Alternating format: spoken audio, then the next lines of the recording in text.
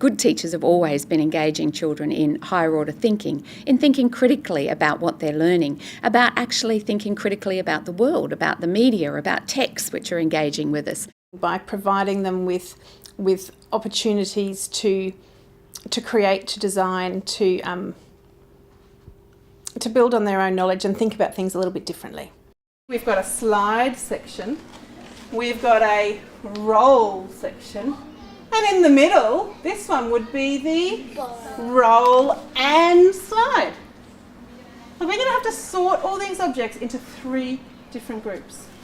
You're going to have to test them out yourself. How would you find out if the things roll or slide or roll and slide? How could we find out, Artemis? Well, put it on the ground and try and see if it can roll or slide. Test it out. Yeah, good idea. Good thinking.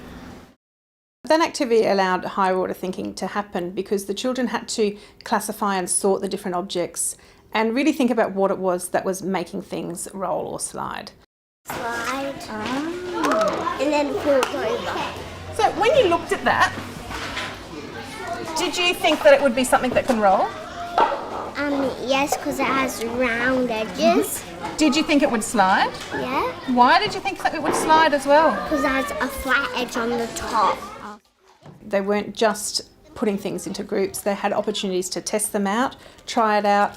They were hypothesising as such of, I think this will do this, I'm expecting that this will slide and roll, and now I'll test it out and give it a go. You have to try and guess, which group do you think is the slide group? Which group is the roll group and which group is the slide and roll? Have you got any ideas? Yes. Tell me, Amy. This one is the slide and roll. You think this one here is the... Slide and roll. Okay, why do you think that? So that last activity was an extension of the higher order thinking that had already occurred because they were no longer having to sort them for themselves. They needed to look and think and justify, try and work out what the last group of children's thinking was and why had they classified the things in that way and give explanations. Do you think that might be the slide and roll, Krisha? Do you think that's right? Okay. So who can put a different label on? What do you think, Krisha? I think I can do roll. You can do roll, okay. So if we're wanting children to actually engage in higher order thinking, we need to actually provide spaces for substantial conversations to occur within our classrooms. Substantial conversations, substantial time to talk about the texts that they're engaging in, and substantial discussions about substantial issues that are happening both within our classroom, within our school, within our local community, but also global issues. Children are clever.